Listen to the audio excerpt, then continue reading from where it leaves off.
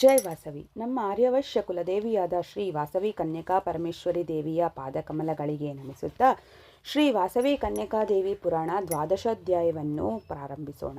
ಕುಸುಮಶ್ರೇಷ್ಠಿಯ ವಿಷಾದಯೋಗ.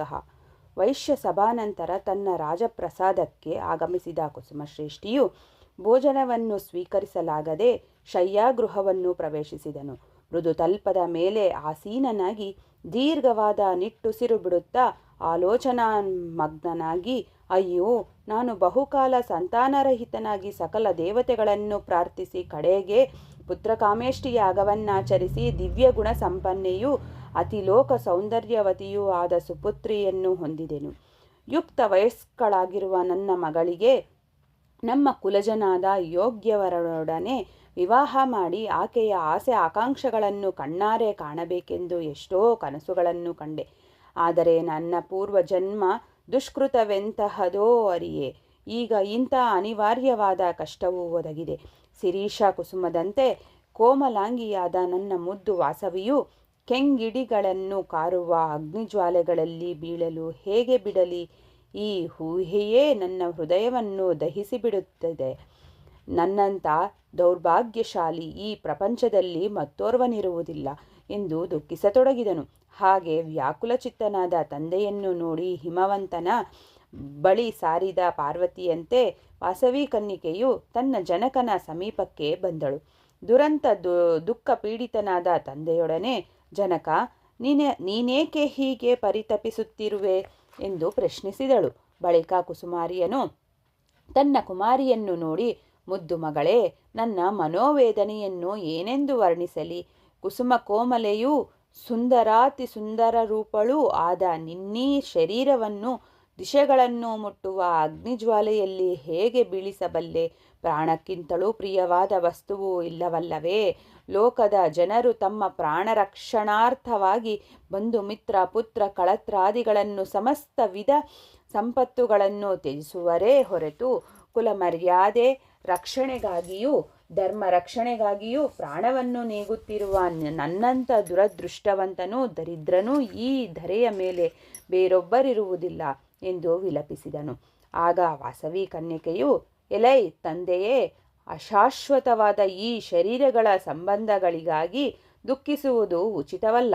ನದೀ ಪ್ರವಾಹದಲ್ಲಿ ಕೊಚ್ಚಿಕೊಂಡು ಹೋಗುತ್ತಿರುವ ಹುಲ್ಲು ಕಡ್ಡಿಗಳು ಒಂದೆಡೆ ಒಂದು ಕ್ಷಣ ಕಾಲ ಪರಸ್ಪರ ಬೆರೆತು ಮತ್ತೆ ಬಿಟ್ಟಗಲಿ ಹೋಗುವಂತೆ ಈ ಸಂಸಾರ ಸಾಗರದಲ್ಲಿ ಬಂಧು ಮಿತ್ರ ಪುತ್ರ ಕಳತ್ರಾದಿಗಳು ಸಂಯೋಗವಾಗುತ್ತಾ ಬಿಟ್ಟ ಗಲುತ್ತಿರುವರು.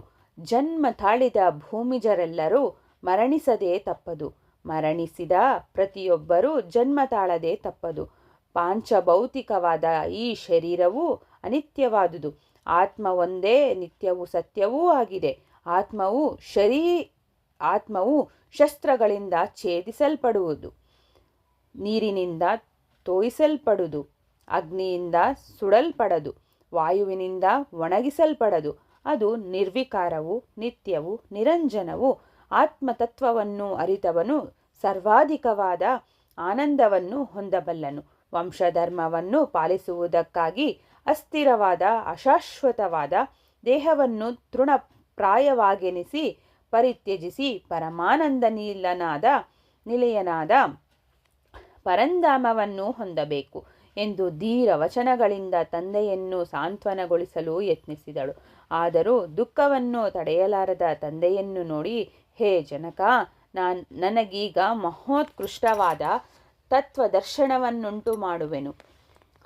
ಸಾವಧಾನ ಚಿತ್ತನಾಗಿ ಕೇಳು ಎಂದು ಹೀಗೆ ಹೇಳತೊಡಗಿದಳು. ನನಗೆ ತಾಯಿ ತಂದೆಗಳು, ಬಂಧು ಜನರು, ಶತ್ರು ಮಿತ್ರರು, ರಕ್ಷಕರು ಯಾರೂ ಇಲ್ಲ. ನಾನೇ ಸಮಸ್ತ ಲೋಕಕ್ಕೆ ಜನನಿ ಮತ್ತು ವಿಶ್ವರೂಪಿಣಿ. ಮಾಯೆಯಿಂದ ಭ್ರಾಂತರಾಗಿ ಸಮಸ್ತ ಪ್ರಾಣಿಗಳು ಮೋಹದಲ್ಲಿ ಮುಳುಗುತ್ತಿದ್ದಾರೆ. ನಿನ್ನ ಅಜ್ಞಾನವಿನ್ನೂ ಮಾಯವಾಗಿ ಬಿಡುವುದು. ಲೋಕ ರಕ್ಷಣಾರ್ಥವಾಗಿ ನಾನು ನಿನ್ನ ಕುಮಾರಿಯಾಗಿ ಜನಿಸಿರುವೆನು. ನನ್ನನ್ನು ತಿಳಿದುಕೊಳ್ಳುವ ಸಾಮರ್ಥ್ಯ ನಿನಗೆ ಸಾಲದು. ನಿನಗೆ ನನ್ನ ನಿಜ ರೂಪವನ್ನು ತೋರಿಸುವುದಕ್ಕಾಗಿ ದಿವ್ಯ ದೃಷ್ಟಿಯನ್ನು ಪ್ರಸಾದಿಸುತ್ತಿರುವೆನು. ನನ್ನ ದಿವ್ಯ ರೂಪವನ್ನು ದರ್ಶಿಸು ಎಂದು ಹೇಳಿ ಕುಸುಮಶ್ರೇಷ್ಠಿಯ ಎದುರು ವಾಸವಿ ಕನ್ಯಕೆಯು ತನ್ನ ದಿವ್ಯ ರೂಪದಿಂದ ಸಾಕ್ಷಾತ್ಕಾರವಾದಳು. ಬಾಲಭಾನುಕೋಟಿ ಪ್ರಕಾಶದಿಂದ ವಿಕಸಿತ ಜಪಾಕುಸುಮ ರಾಗಾರುಣ ಶರೀರ ಕಾಂತಿಯಿಂದ ಶಿರೋಭೂಷಣವಾದ ಚಂದ್ರರೇಖೆಯಿಂದ ನಕ್ಷತ್ರಹಾರಗಳಿಂದ ರತ್ನ ಕಾಂಚನ ಕರ್ಣಾಭರಣಗಳಿಂದ ಮಣಿಮಯ ಕಾಂಚೀ ಗುಣದಿಂದ ಸುವರ್ಣಾಭರಧಾರಿಣಿಯಾಗಿ ಪದ್ಮ ವೇದ ವರದಾಭಯ ಮುದ್ರೆಗಳನ್ನು ಧರಿಸಿ ಚತುರ್ಬಾಹುಗಳಿಂದ ಕೂಡಿ ಪದ್ಮಾಸನ ಸ್ಥಿತಿಯಾಗಿ ಪ್ರತ್ಯಕ್ಷಳಾದ ಆ ದೇವದೇವಿಯನ್ನು ಕುಸುಮಶ್ರೇಷ್ಠಿಯು ದರ್ಶಿಸಿ ದಾಷ್ಟಾಂಗ ಪ್ರಣಾಮ ಮಾಡಿ ಪರಿಪರಿ ವಿಧಗಳಲ್ಲಿ ಸ್ತುತಿಸಿದನು. ಶ್ರೀ ವಾಸವಿ ದೇವಿ ಗೀತಾ ಪ್ರಬೋಧೆ. ಆ ದೇವಿಯೊಡನೆ, ಹೇ ಪರಮೇಶ್ವರಿ, ಯಾವುದರಿಂದ ನೀನೇ ನಾನಾಗುವೆನೋ ಅಂಥ ಜ್ಞಾನವನ್ನು ಯೋಗವನ್ನು ದಯಮಾಡಿ ನನಗೆ ಉಪದೇಶಿಸು ಎಂದು ಪ್ರಾರ್ಥಿಸಿದನು. ಕುಸುಮಶ್ರೇಷ್ಠಿಯ ಪ್ರಾರ್ಥನೆಯನ್ನು ಆಲಿಸಿದ ದೇವಿಯು ಪ್ರಸನ್ನಳಾಗಿ ಸರ್ವೋಪನಿಷತ್ಸಾರವಾದ ಜ್ಞಾನವನ್ನು ಈ ವಿಧವಾಗಿ ಉಪದೇಶಿಸಲಾರಂಭಿಸಿದನು. ಹೇ ವೈಶ್ಯೋತ್ತಮ, ಸಮಸ್ತ ಸೃಷ್ಟಿಗಿಂತ ಮೊದಲು ನಾನೇ ಇದ್ದೆನು. ಆತ್ಮಸ್ವರೂಪಿಣಿಯಾದ ನಾನೇ ಪರಮಾತ್ಮ, ಚಿತ್ತು ಸಂವಿತ್ತು, ಪರಬ್ರಹ್ಮ ಎಂಬಿವೆಲ್ಲ ನನ್ನ ಪ್ರಧಾನ ನಾಮಗಳು. ನನ್ನ ತತ್ವವು ಅವಾಗ್ಮಾನಸ ಗೋಚರವು. ಅದು ಕೇವಲ ಶ್ರುತಿ ಪ್ರಾಮಾಣ್ಯದಿಂದ ಮಾತ್ರವೇ ತಿಳಿಯಲ್ಪಡುವುದು. ಅನಾದಿ ಸಿದ್ಧವಾದ ನನ್ನ ಶಕ್ತಿಯು ಮಾಯೆ, ಪ್ರಕೃತಿ ಎಂಬ ನಾಮಗಳಿಂದ ಕರೆಯಲ್ಪಡುತ್ತಿದೆ. ಪ್ರತಿನಿತ್ಯವೂ ನಾವು ಮಾಡುವ ಸಕಲ ಕರ್ಮಗಳು ಗಾಢ ನಿದ್ರೆಯಲ್ಲಿ ಹೇಗೆ ಲಯಿಸುವವೋ ಹಾಗೆಯೇ ಜೀವಿಗಳು, ಕರ್ಮಗಳು, ಕಾಲಗಳೆಲ್ಲವೂ ಮಹಾಪ್ರಳಯದಲ್ಲಿ ನನ್ನ ಮಾಯೆಯಲ್ಲಿ ಲೀನವಾಗುತ್ತಿರುತ್ತವೆ. ನಾನು ಸತ್ವಾರಿ ತ್ರಿಗುಣಗಳಿಗೆ ಅತೀತಳಾದರೂ ಜೀವ, ಕರ್ಮ, ಕಾಲಗಳೊಡನೆ ಬೆರೆತಿರುವ ನನ್ನ ಮಾಯಾಶಕ್ತಿಯಿಂದ ಸೃಷ್ಟಿಸ್ಥಿತಿಲಯಗಳಿಗೆ ಕಾರಣಲಾಗುತ್ತಿರುವೆನು.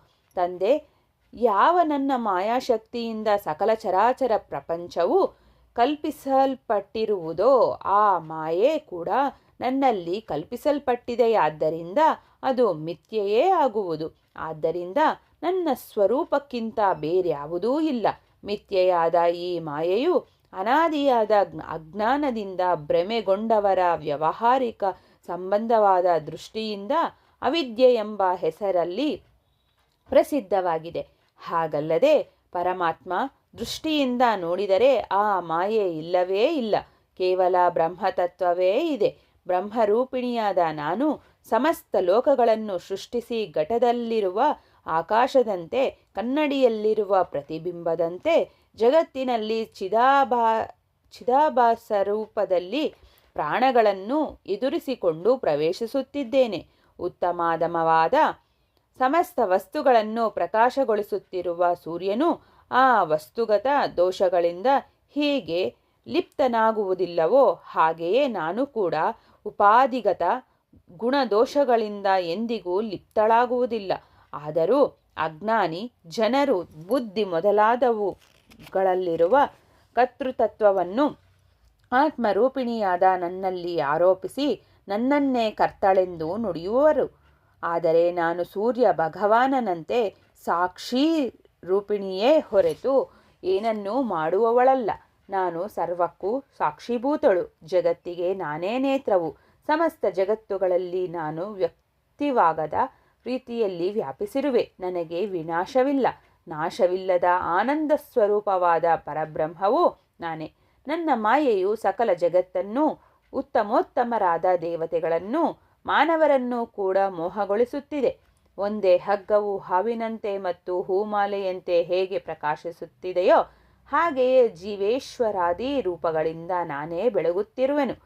ಜೀವಬಹುತ್ವವು ಏರ್ಪಟ್ಟಿರುವಂತೆಯೇ ಬ್ರಹ್ಮ ವಿಷ್ಣು ಮಹೇಶ್ವರಾದಿ ದೇವಬಹುತ್ವವು ಕೂಡ ಮಾಯೆಯಿಂದ ಕಲ್ಪಿಸಲ್ಪಟ್ಟಿದೆ.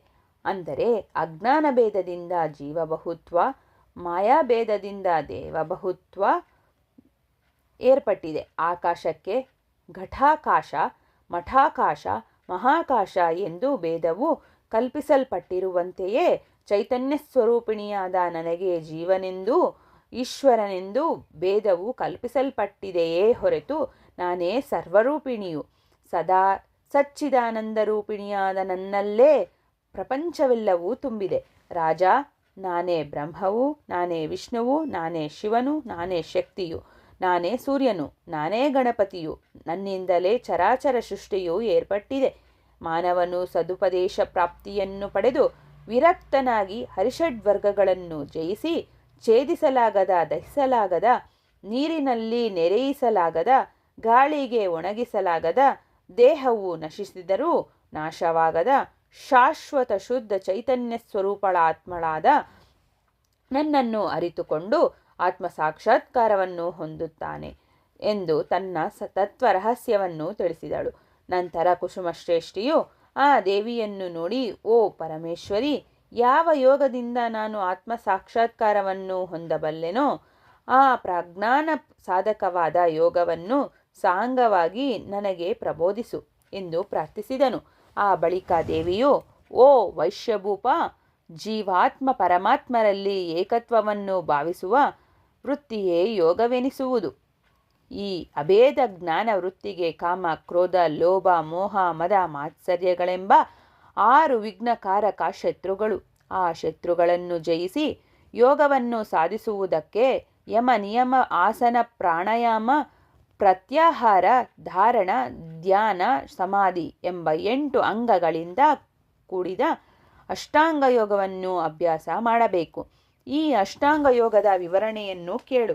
ಅಹಿಂಸೆ, ಸತ್ಯವಚನ, ಕಳ್ಳತನ ಮಾಡದಿರುವಿಕೆ, ಬ್ರಹ್ಮಚರ್ಯ, ಸರ್ವಭೂತದಯೆ, ತಾನು ಎಲ್ಲರಿಗಿಂತ ಕಿರಿಯನೆಂಬ ವಿನಯಭಾವ, ಸಹನೆ, ಧೈರ್ಯ, ಮಿತಾಹಾರ, ಬಹಿರಂತಃಶುದ್ಧಿ ಎಂಬಿವೆಲ್ಲ ಯಮವೆನಿಸುವವು. ತಪಸ್ಸನ್ನಾಚರಿಸುವುದು, ಶ್ರುತಿ ಸ್ಮೃತಿಗಳಲ್ಲಿ ಹೇಳಿರುವ ಕರ್ಮಗಳನ್ನು ಆಚರಿಸುವುದು, ದೊರೆತುದರಲ್ಲಿ ತೃಪ್ತಿ, ದೇವ ಬ್ರಾಹ್ಮಣರಲ್ಲಿ ವೇದಗಳಲ್ಲಿ ಶ್ರದ್ಧೆಯಿಂದಿರುವುದು, ಪಾತ್ರತತ್ವವನ್ನರಿತು ದಾನ ಮಾಡುವುದು, ಪರಮೇಶ್ವರಿಯನ್ನು ಪೂಜಿಸುವುದು, ವೇದಾಂತ ವಾಕ್ಯಗಳನ್ನು ಕೇಳುವುದು, ತಪ್ಪು ಮಾಡಲು ನಾಚಿಕೆ ಪಡುವುದು, ಓಂಕಾರ ಗಾಯತ್ರಿ ಮೊದಲಾದ ದೈವ ಮಂತ್ರಾದಿಗಳನ್ನು ಜಪಿಸುವುದು, ನಿತ್ಯ ಹೋಮಗಳನ್ನು ಆಚರಿಸುವುದು ಎಂಬಿವೆಲ್ಲ ನಿಯಮವೆನಿಸುವವು. 1 ಪದ್ಮಾಸನ, ಸ್ವಸ್ತಿಕಾಸನ, ಭದ್ರಾಸನ, ವಜ್ರಾಸನ, ವೀರಾಸನ ಎಂಬ 5 ವಿಧ ಆಸನಗಳಲ್ಲಿ ಯಾವುದಾದರೊಂದು ಆಸನದಲ್ಲಿರುವುದು ಅಥವಾ ಬೆನ್ನು ಮೂಳೆಯು ನೇರವಾಗಿ ಹೆಚ್ಚು ಕಾಲವಿರುವಂಥ ಸ್ಥಿತಿಯಲ್ಲಿ ಕುಳಿತುಕೊಳ್ಳುವುದು ಆಸನವೆನಿಸುವುದು. ಎಡನಾಸಿಕಾರಂಧ್ರದಿಂದ ಹೊರಗಿನ ವಾಯುವನ್ನು ಒಳಗೆಳೆದುಕೊಂಡು ಆ ವಾಯುವನ್ನು ಒಳಗೆ ನಿಲ್ಲಿಸಿ ಬಳಿಕ ಬಲನಾಸಿಕಾರಂಧ್ರದಿಂದ ಮೆಲ್ಲನೆ ಹೊರಗೆ ಬಿಡುವ ಪ್ರಕ್ರಿಯೆಯನ್ನು ಪ್ರಾಣಾಯಾಮವೆನ್ನುವರು. ಇದನ್ನು ಸದ್ಗುರುವಿನಿಂದ ತಿಳಿದು ಸರಿಯಾಗಿ ಅಭ್ಯಾಸ ಮಾಡಬೇಕು. ಪ್ರತ್ಯಾಹಾರವೆಂದರೆ ಭೋಗ ವಸ್ತುಗಳ ಕಡೆಗೆ ಓಡುವ ಇಂದ್ರಿಯಗಳನ್ನು ಬಲಾತ್ಕಾರದಿಂದ ಆ ವಿಷಯಗಳಿಂದ ಹಿಂದೆಗೆಯುವುದು. ಧಾರಣ ಮತ್ತು ಧ್ಯಾನವೆಂದರೆ ಮನಸ್ಸನ್ನು ನಿಗ್ರಹಿಸಿ ಆತ್ಮನಲ್ಲಿ ನಿಲ್ಲಿಸಿ ಇಷ್ಟ ದೇವತೆಯನ್ನು ಸ್ಮರಿಸುವಿಕೆ.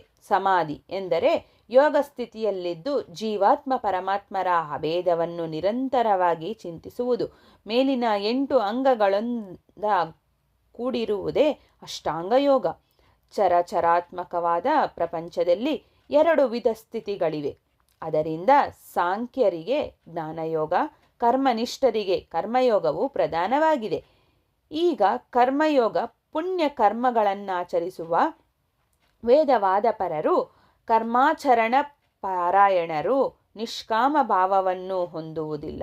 ಸ್ವರ್ಗ ಸುಖಗಳ ಕಾಮನೆಯಿಂದ ಅವರು ತಮ್ಮ ಜ್ಞಾನವನ್ನು ಕಳೆದುಕೊಳ್ಳುವರು.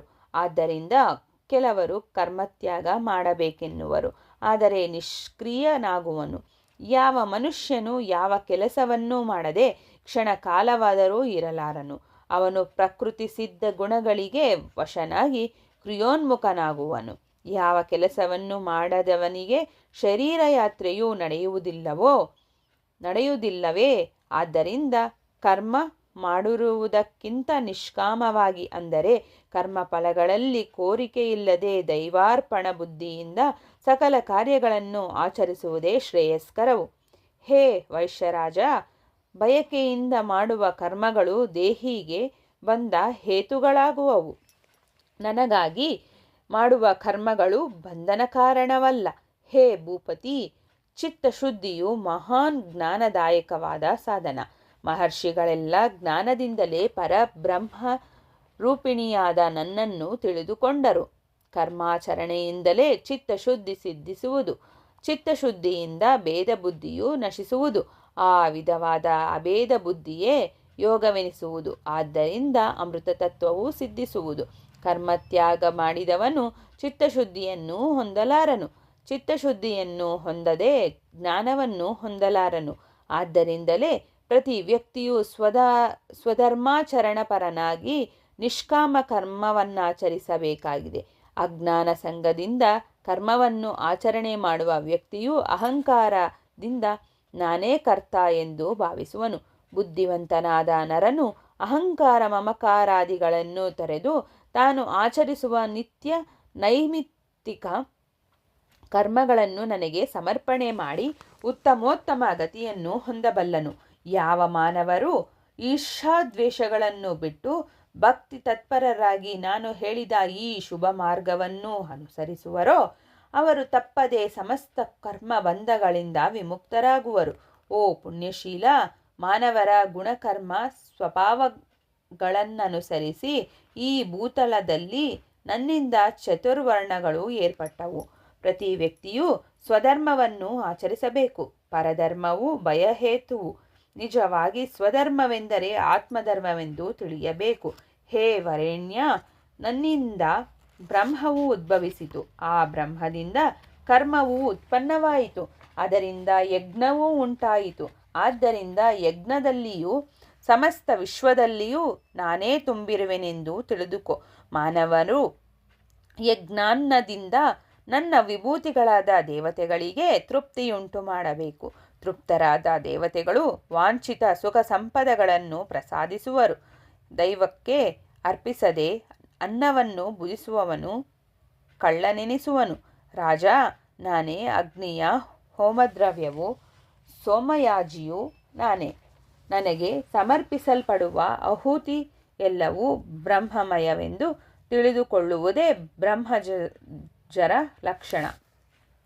ಕೆಲವರು ಯೋಗಿಗಳು ದೇವತಾ ಸಂಬಂಧವಾದುದನ್ನೇ ಯಜ್ಞವೆಂದುಕೊಳ್ಳುವರು. ಕೆಲವರು ಜ್ಞಾನಿಗಳು ಬ್ರಹ್ಮರೂಪಾಗ್ನಿಯಲ್ಲಿ ಸ್ತೋತ್ರಾದಿ ಇಂದ್ರಾದಿಗಳನ್ನು ಹವನ ಮಾಡುವರು. ಕೆಲವರು ಇಂದ್ರಿಯ ರೂಪವಾದ ಅಗ್ನಿಯಲ್ಲಿ ಶಬ್ದಾದಿ ವಿಷಯಗಳನ್ನು ಆಹುತಿ ಮಾಡುವರು. ಕೆಲವರು ಜ್ಞಾನದಿಂದ ಪ್ರಜ್ವಲಿಸುವ ಆತ್ಮ ಸಂಯಮ ರೂಪ ಯೋಗಾಗ್ನಿಯಲ್ಲಿ ಇಂದ್ರಿಯಗಳನ್ನು ಪ್ರಾಣಗಳನ್ನು ಹವನ ಮಾಡುವರು. ಇವರ ಕ್ರಿಯಾಫಲವೆಲ್ಲ ಆತ್ಮಲೀನವಾಗುವುದು. ಕೆಲವರು ವೇದಾಧ್ಯಯನಾದಿಗಳಿಂದಲೂ ಕೆಲವರು ಜ್ಞಾನರೂಪವಾದ ಹವಿಸ್ಸುಗಳಿಂದಲೂ ನನ್ನ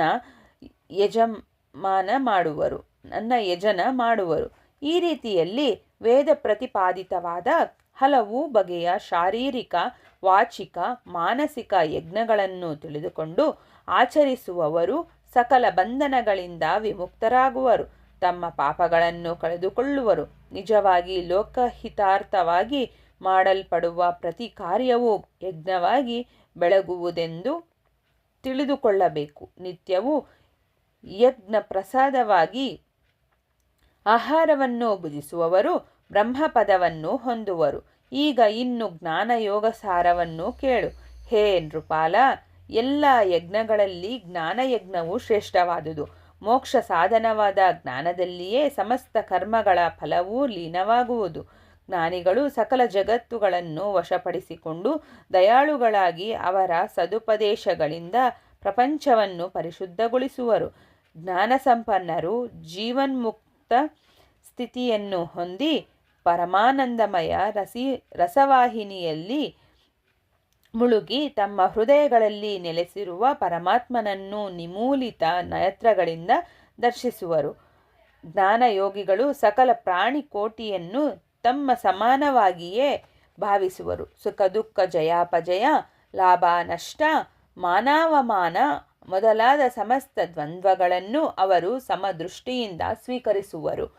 ಹೇ ನೃಪತಿ, ಪಂಡಿತರಾದ ಮಹಾತ್ಮರು ಬ್ರಾಹ್ಮಣನಲ್ಲಿಯೂ ಚಂಡಾಲನಲ್ಲಿಯೂ ಸಮದೃಷ್ಟಿಯನ್ನು ಹೊಂದಿರುವರು. ಅವರು ಸಮಸ್ತ ಪ್ರಕೃತಿಯಲ್ಲಿ ನಾನು ತುಂಬಿರುವಂತೆ ಭಾವಿಸಿ ದರ್ಶಿಸುವರು. ಜ್ಞಾನದ ಬಲದಿಂದ ಇಂದ್ರಿಯಗಳನ್ನು ತೆಗೆಹಿಡಿದು ತಡೆಹಿಡಿದು ಎಲ್ಲೆಡೆಯಲ್ಲಿಯೂ ಸಮತ್ವ ಬುದ್ಧಿ ಹೊಂದಿರುವುದೇ ಜ್ಞಾನಯೋಗವೆಂದೆನಿಸುವುದು. ಆಮೆಯು ತನ್ನ ಅವಯವಗಳನ್ನೆಲ್ಲ ತನ್ನೊಳಗ ಸೆಳೆದುಕೊಳ್ಳುವ ರೀತಿಯಲ್ಲಿ ಯೋಗಿಯು ವಿಷಯ ಸುಖಗಳಿಂದ ತನ್ನ ಇಂದ್ರಿಯಗಳನ್ನು ಹಿಂದೆಳೆದುಕೊಂಡು ಆತ್ಮಸ್ಥಿತನಾಗುವನು. ಅಂಥವನನ್ನೇ ಸ್ಥಿರಬುದ್ಧಿ ಎನ್ನುವರು.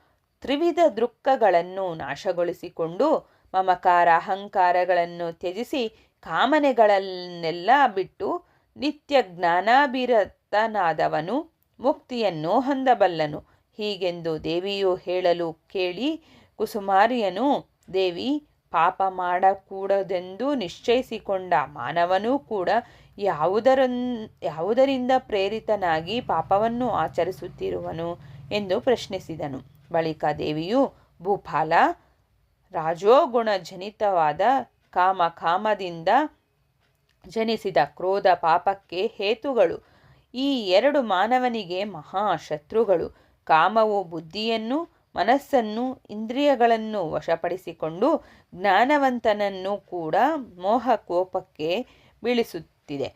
ಇಂದ್ರಿಯಗಳಿಗಿಂತ ಮನಸ್ಸು ಶ್ರೇಷ್ಠವು, ಮನಸ್ಸಿಗಿಂತ ಬುದ್ಧಿಯು ಉತ್ತಮವು, ಬುದ್ಧಿಗಿಂತ ಶ್ರೇಷ್ಠವಾದುದು ಪರಮಾತ್ಮ, ಅದು ನಾನೇ ಆಗಿರುವೆ. ರಾಜ, ಆತ್ಮದಿಂದ ಆತ್ಮವನ್ನು ತಿಳಿದುಕೊಂಡು ಆತ್ಮನಿಂದಲೇ ಆತ್ಮವನ್ನು ನಿಯಮಿಸಿ ಕಾಮರೂಪವಾದ ಶತ್ರುವನ್ನು ಹತಗೊಳಿಸುವವನು ಪರಮ ಪದವನ್ನು ಹೊಂಸಬಲ್ಲನು.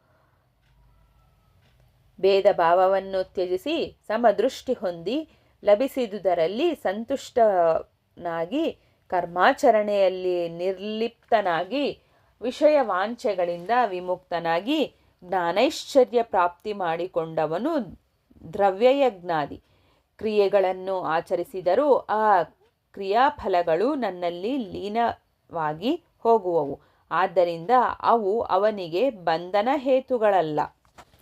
ಮಾನವನ ಅಭ್ಯುನ್ನತಿಗೆ ಸತ್ಸಂಗವು ಅತ್ಯಗತ್ಯವು. ಸತ್ಸಂಗತ್ವದಿಂದ ಸಗುಣ ಸಂಪತ್ತು ವರ್ಧಿಸಬಲ್ಲದು, ಆಪತ್ತುಗಳು ನಶಿಸಬಲ್ಲವು, ಲೌಕಿಕ ಪಾರಲೌಕಿಕ ಸುಖಗಳು ಪ್ರಾಪ್ತಿಯಾಗಬಲ್ಲವು. ಸತ್ಸಂಗತ್ವದಿಂದ ನಿಸ್ಸಂಗತ್ವವು, ನಿಸ್ಸಂಗತ್ವದಿಂದ ನಿರ್ಮೋಹತ್ವವು, ನಿರ್ಮೋಹತ್ವದಿಂದ ನಿಶ್ಚಲತತ್ವವು, ನಿಶ್ಚಲತತ್ವದಿಂದ ನಿರ್ಮಲ ಜ್ಞಾನವು, ಅದರಿಂದ ಜೀವನ್ಮುಕ್ತಿಯು ಲಭಿಸಬಲ್ಲವು. ಜ್ಞಾನಿಯಲ್ಲದವನಿಗೆ ಮುಕ್ತಿಯು ದೊರೆಯುವುದು. ರಾಜೇಂದ್ರ, ಯಾರು ಆತ್ಮಜ್ಞಾನ ಸಂಪನ್ನನೋ ಅವನು ಜ್ಞಾನಬಲದಿಂದ ಸರ್ವ ಸಂಶಯಗಳನ್ನು ತೊಲಗಿಸಿಕೊಳ್ಳುವನು. ಯೋಗ ಬಲದಿಂದ ಕರ್ಮಬಂಧನಗಳನ್ನು ಬಿಡಿಸಿಕೊಂಡವನನ್ನು ಯಾವುದೂ ಬಂಧಿಸಲಾರದು. ಹೀಗೆ ಜ್ಞಾನಿಯೇ ಕ್ಷೇತ್ರಜ್ಞರನ್ನು ತಿಳಿದುಕೊಂಡವನು ನನಗೆ ಅತ್ಯಂತ ಪ್ರಿಯನು ಎಂದು ದೇವಿ ಹೇಳಿದ ನುಡಿಗಳನ್ನು ಕೇಳಿ ಕುಸುಮಶ್ರೇಷ್ಠಿಯು, ಹೇ ಜಗನ್ಮಾತೆ, ಕ್ಷೇತ್ರವೆಂದರೆ ಏನು? ಕ್ಷೇತ್ರಜ್ಞನೆಂದರೆ ಯಾರು? ದಯಮಾಡಿ ವಿವರಿಸಿ ತಿಳಿಸು ಎಂದು ಪ್ರಾರ್ಥಿಸಿದನು. ಆಗ ಆ ದೇವಿಯು ಕರುಣಿಸಿ ಈ ರೀತಿಯಲ್ಲಿ ಹೇಳತೊಡಗಿದಳು. ಓ ವೈಶ್ಯಾಗ್ರಾಣಿ, ಪಂಚಭೂತಗಳು, ಪಂಚ ತನ್ಮಾತ್ರೆಗಳು, ಪಂಚಕರ್ಮೇಂದ್ರಿಯಗಳು, ಪಂಚಜ್ಞಾನೇಂದ್ರಿಯಗಳು, ಮನೋಬುದ್ಧಿ ಚಿತ್ತಾಹಂಕಾರಗಳೆಂಬ ಅಂತಃಕರಣ, ಇಚ್ಛೆ, ಅವ್ಯಕ್ತ, ಧೃತಿ, ದ್ವೇಷ, ಸುಖ, ದುಃಖ, ಚೇತನ ಎಂಬ ಈ ಸಂಘಾತವೆಲ್ಲ ಸೇರಿ ಕ್ಷೇತ್ರವು ಎಂದು ಕರೆಯಲ್ಪಡುವುದು. ಸರ್ವಕ್ಷೇತ್ರಗಳಲ್ಲಿ ಸರ್ವಾಂತರ್ಯಾಮಿನಿಯಾಗಿರುವ ನನ್ನನ್ನು ಕ್ಷೇತ್ರಜ್ಞಳೆಂದು ತಿಳಿಯಬೇಕು. ಸರಳ ಭಾವ, ಗುರು ಸೇವೆ, ಇಂದ್ರಿಯ ಸುಖಗಳಲ್ಲಿ ವಿರಕ್ತಿ, ಸಹನೆ, ನಿಷ್ಕಪಟನ, ಜನನ ಮರಣಾದಿ ವಿಷಯವಿವೇಕ, ಸಮದೃಷ್ಟಿ, ದೃಢಭಕ್ತಿ, ಏಕಾಂತ, ಬಾಹ್ಯಾಂತರಿಂದ್ರಿಯ ನಿಗ್ರಹ ಮೊದಲಾದವುಗಳಿಂದ ಕೂಡಿದ ಅರಿವೇ ಜ್ಞಾನವೆನಿಸುವುದು. ಅಂತರ್ಜ್ಞಾನದಿಂದ ತಿಳಿಯಲ್ಪಡುವವಳಾಗಿಯೂ ಮತ್ತು ಪ್ರಕೃತಿಯು ಭಾವಗಳಾದ ತ್ರಿಗುಣಗಳಿಗೆ ಅತೀತಳಾದ ಪರಬ್ರಹ್ಮರೂಪಿಣಿಯೂ ಆದ ನಾನು ಜ್ಞೇಯಳು.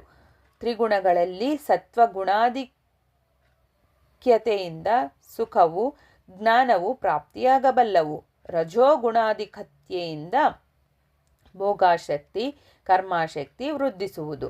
ತಮೋಗುಣಾಧಿಕ್ಯತೆಯಿಂದ ನಿದ್ರೆ, ಆಲಸ್ಯ, ಕಷ್ಟವು ಪ್ರಾಪ್ತಿಯಾಗುವವು. ರಾಜ, ಮಾನವ ಪ್ರಕೃತಿಯು ದೈವಿ, ಆಸುರಿ ಮತ್ತು ರಾಕ್ಷಸಿ ಎಂದು 3 ವಿಧಿಗಳಾಗಿರುವವು. ಅವುಗಳಲ್ಲಿ ಕರುಣೆ, ಅಕ್ರೋಧ, ಧೈರ್ಯ, ನಿಶ್ಚಲತ್ವ, ನಿರ್ಭಯತ್ವ, ಸಹನೆ, ವಿನಯ ಮೊದಲಾದ ಲಕ್ಷಣಗಳು ದೈವಿ ಪ್ರಕೃತಿ ಲಕ್ಷಣಗಳು. ನಿಷ್ಠೂರ ಭಾವ, ಮದ, ಅಹಂಕಾರ, ಮಿಗಿಲಾದ ಗರ್ವ, ಹಿಂಸಾಪ್ರಿಯತ್ವ, ದ್ವೇಷ, ನಿರ್ದಯೆ, ಕ್ರೂರತ್ವ, ಪರಪೀಡೆ, ದೈವನಿಂದೆ, ವೇದನಿಂದೆ, ಶಾಸ್ತ್ರನಿಂದೆ, ಪಾಪಿ ಜನಸಂಗ, ಪರ ಕಾಂತಾಭಿಲಾಷೆ, ಭರಧನಾಭಿಲಾಷೆ, ಈರ್ಷ್ಯೆ ಮೊದಲಾದವುಗಳೆಲ್ಲ ಆಸುರಿ ಅಥವಾ ರಾಕ್ಷಸಿ ಪ್ರವೃತ್ತಿಯ ಲಕ್ಷಣಗಳು. ರಾಜ, ತಪಸ್ಸು ಕೂಡ ಕಾಯಿಕ, ವಾಚಿಕ, ಮಾನಸಿಕ ಎಂಬ ಭೇದಗಳಿಂದ ತ್ರಿವಿಧವಾಗಿವೆ. ಕಾಂಕ್ಷಾರಹಿತವಾಗಿ ಶ್ರದ್ಧೆಯಿಂದ ಮಾಡುವ ತಪಸ್ಸು ಸಾತ್ವಿಕ ತಪಸ್ಸು. ಐಶ್ವರ್ಯಕ್ಕಾಗಿ ಬಹುವಿಧ ವಾಂಛೆಗಳಿಂದ ಮಾಡುವ ತಪಸ್ಸು ರಾಜಸ ತಪಸ್ಸು. ಇತರರಿಗೆ ಬಾಧೆಯುಂಟು ಮಾಡುವ ಕೋರಿಕೆಯಿಂದ ಮಾಡುವ ತಪಸ್ಸು ತಾಮಸಿಕ ತಪಸ್ಸು. ವರೇಣ್ಯ, ಜ್ಞಾನವನ್ನು ಕೂಡ 3 ವಿಧಗಳಾಗಿ ವಿಭಜಿಸಲಾಗುವುದು. ಸಮಸ್ತ ಪ್ರಾಣಿಕೋಟಿಯಲ್ಲಿ ನನ್ನನ್ನೇ ದರ್ಶಿಸುತ್ತಾ ಜಗತ್ತು ಮಿಥ್ಯೆ ಎಂದು, ಸತ್ಯವೂ ನಿತ್ಯವೂ ಆದವಳು ನಾನೇ ಎಂದು ತಿಳಿದುಕೊಳ್ಳುವುದು ಸಾತ್ವಿಕ ಜ್ಞಾನವೆನಿಸುವುದು. ನನ್ನನ್ನು ಸಮಸ್ತ ಭೂತಗಳಿಗಿಂತ ಬೇರೆ ಎಂದೆನಿಸಿ ವಿಭಿನ್ನ ಭಾವಗಳನ್ನು ಹೊಂದುವ ಜ್ಞಾನವು ರಾಜಸ ಜ್ಞಾನವೆನಿಸುವುದು. ಹೇತಬುದ್ಧವಲ್ಲದದು ಅಸತ್ಯವಾದರೂ ದೇಹಾತ್ಮಗಳನ್ನು ಒಂದಾಗಿ ಭಾವಿಸುವ ಜ್ಞಾನವು ತಾಮಸ ಜ್ಞಾನವೆಂದೆನಿಸುವುದು. ಹಾಗೆಯೇ ದಾನ, ಕರ್ಮ, ಸುಖ ದುಃಖ, ಕರ್ತ ಎಂಬುವುಗಳು ಕೂಡ ಸಾತ್ವಿಕ, ರಾಜಸ, ತಾಮಸಗಳೆಂದು ತ್ರಿವಿಧಗಳಾಗಿರುವೆನೆಂದು ತಿಳಿಯಬೇಕು. ಹೇ ರಾಜ, ಯೋಗ ಸಿದ್ಧಿಗಾಗಿ ಅಭ್ಯಾಸದಿಂದ ಮನಸ್ಸನ್ನು ಸ್ವಾಧೀನ ಮಾಡಿಕೊಳ್ಳಬೇಕು. ಮನೋಜಯವಿಲ್ಲದೆ ಯೋಗವು ಅತೀವ ದುರ್ಲಭವು ಎಂದು ದೇವಿಯು ನುಡಿದ ವಚನಗಳನ್ನು ಕೇಳಿದ ಕುಸುಮಶ್ರೇಷ್ಠಿಯು, ಓ ದೇವದೇವೇಶ್ವರಿ, ಮನಸ್ಸು ಬಹಳ ಚಂಚಲವಾಗಿಯೂ ಪರಿವರ್ತಿಸಲು ಶಕ್ಯವಾಗದಿರುವುದಲ್ಲವೇ?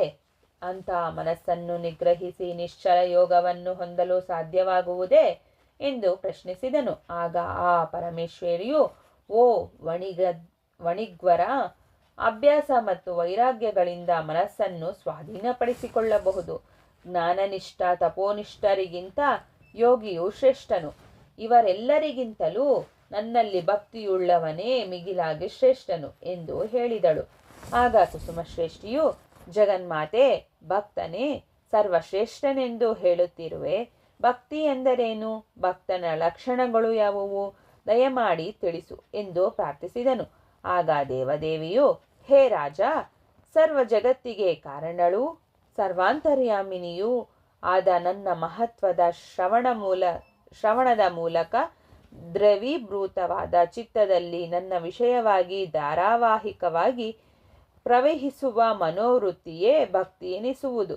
ನನ್ನಲ್ಲಿ ಮನಸ್ಸನ್ನು ನಿಲ್ಲಿಸಿ ನನ್ನ ಯಥಾರ್ಥ ತತ್ವವನ್ನು ತಿಳಿದುಕೊಳ್ಳಬೇಕು. ಮೊದಲು ನನ್ನ ಪ್ರಕೃತಿಯನ್ನು ತಿಳಿದುಕೊಳ್ಳುವುದು ಮುಖ್ಯ. ರಾಜ, ನಾನು ಭೂಮಿಯಲ್ಲಿ ಗಂಧವಾಗಿ, ಅಗ್ನಿಯಲ್ಲಿ ಕಾಂತಿಯಾಗಿ, ಸೂರ್ಯಚಂದ್ರರಲ್ಲಿ ಪ್ರಕಾಶರೂಪವಾಗಿ, ನೀರಿನಲ್ಲಿ ರಸರೂಪವಾಗಿ ನೆಲೆಸಿರುವೆನು. ನಾನು ಪಂಡಿತರಲ್ಲಿ ಧೀಶಕ್ತಿಯಾಗಿ, ತಾಪಸಿಗಳಲ್ಲಿ ತಪಶ್ಶಕ್ತಿಯಾಗಿ, ಬಲಶಾಲಿಗಳಲ್ಲಿ ಬಲವಾಗಿ ವಿರಾಜಿಸುತ್ತಿರುವೆನು. ಯಾರು ಯಾವ ಭಾವದಲ್ಲಿ ಕೀರ್ತಿಸುವರೋ ಅವರಿಗೆ ಆ ರೂಪದಲ್ಲಿ ದರ್ಶನವಿತ್ತು ಕೋರಿಕೆಗಳನ್ನು ತೀರಿಸುತ್ತಿರುವೆನು. ಯಾವ ವ್ಯಕ್ತಿ ನನ್ನನ್ನು ಸ್ಮರಿಸುತ್ತಾ ಪ್ರಾಣಗಳನ್ನು ಬಿಡುವನೋ ಅವನು ಪುನರ್ಜನ್ಮವಿಲ್ಲದ ಮೋಕ್ಷವನ್ನು ಹೊಂದುವನು.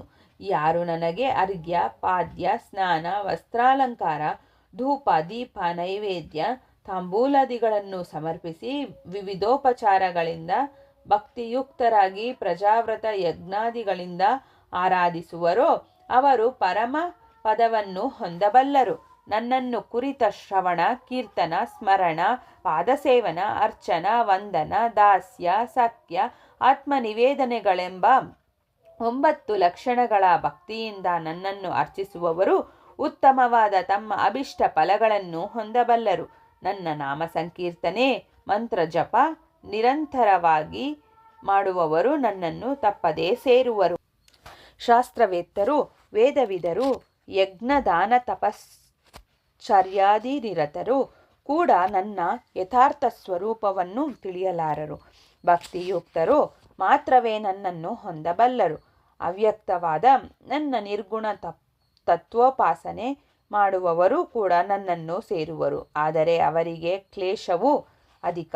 ಶುಕಾದಿ ಮಹರ್ಷಿಗಳು, ನಾರದಾದಿ ಮುನಿವರೇಣ್ಯರು ಭಕ್ತಿಯೋಗದಿಂದಲೇ ನನ್ನನ್ನು ಹೊಂದಿದರು. ಭಕ್ತಿಯೋಗವು ಅತ್ಯಂತ ಸರಳವು, ಸುಲಭ ಸಾಧ್ಯವು. ಭಕ್ತನಾದವನು ನನಗೆ ವಿಶೇಷ ಪ್ರಿಯನು. ಓ ವೈಶ್ಯವರ್ಯ, ಮುಕ್ತಿಯನ್ನು ಹೊಂದುವುದಕ್ಕೆ ಕರ್ಮಯೋಗ, ಜ್ಞಾನಯೋಗ, ಭಕ್ತಿಯೋಗ ಎಂದು 3 ಮಾರ್ಗಗಳು ವಿವರಿಸಲ್ಪಟ್ಟಿವೆ. ಇವುಗಳಲ್ಲಿ ಬಹಳ ಸುಲಭವಾದುದು ಧನವ್ಯಯ, ಶರೀರಾಯಾಸ ಮೊದಲಾದವುಗಳಿಲ್ಲದೆಯೇ ಕೇವಲ ಹೃದಯದಿಂದಲೇ ನಿರ್ವಹಿಸಲ್ಪಡುವುದಾಗಿರುವ ಭಕ್ತಿಯೋಗವು ಮುಮುಕ್ಷುಗಳೆಲ್ಲವೂ ತಪ್ಪದೇ ಆಶ್ರಯಿಸತಕ್ಕದ್ದಾಗಿದೆ.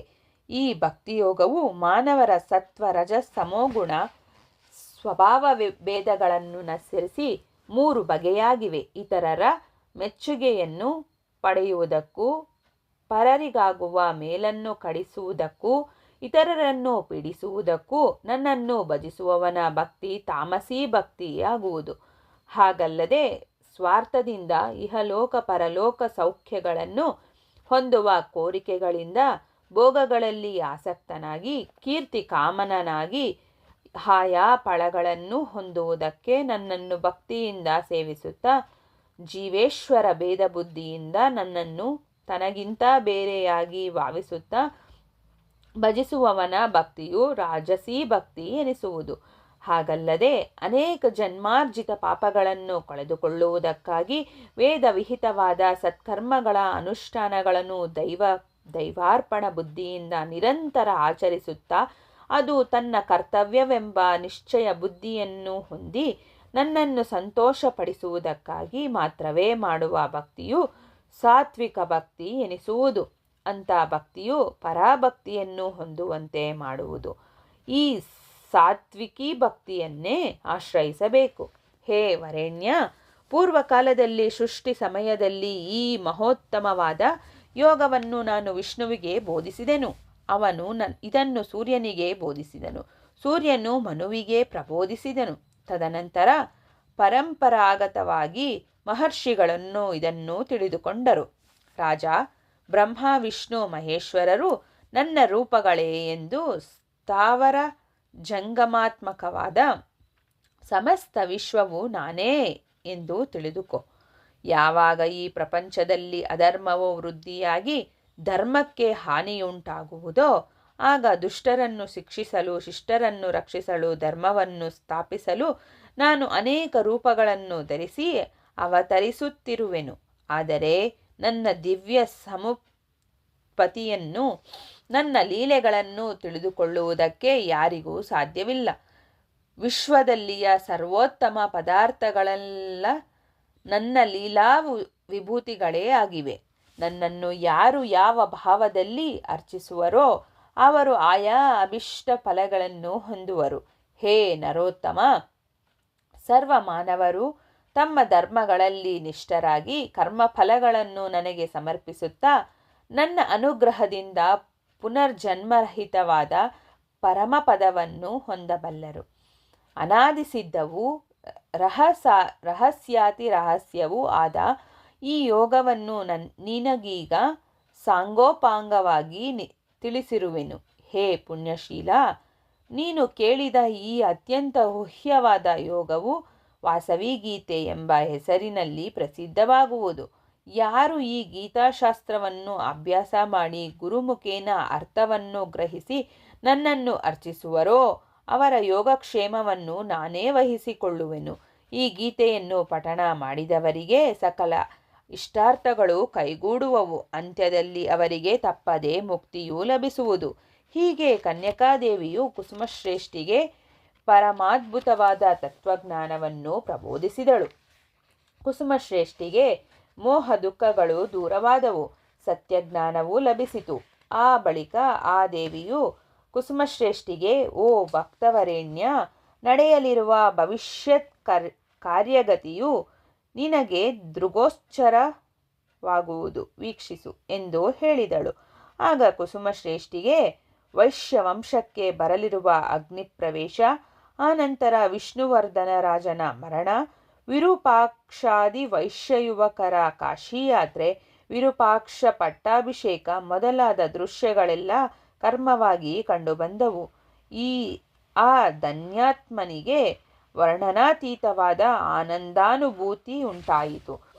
ತರುವಾಯ ಶ್ರೀ ಕನ್ಯಕಾದೇವಿಯು ತನ್ನ ದಿವ್ಯ ರೂಪವನ್ನು ಮರೆಮಾಡಿ ಮುಗ್ಧ ಮೋಹಕವಾದ ವಾಸವಿ ಕನ್ಯಕಾ ರೂಪವನ್ನು ಧರಿಸಿದಳು. ಅಷ್ಟರಲ್ಲಿ ಮಾಯೆಯು ಕುಸುಮಶ್ರೇಷ್ಠಿಯನ್ನು ಮುಸುಕಿದಳು. ಅವನು ಶಯ್ಯೆಯ ಮೇಲೆ ನಿಶ್ಚಿಂತನಾಗಿ ಗಾಢನಿದ್ರಾವಶನಾದನು. ಇಲ್ಲಿಗೆ 12ನೇಧ್ಯಾಯವು ಸಂಪೂರ್ಣವಾಯಿತು. Thanks for watching this video, and also please subscribe my YouTube channel for more videos.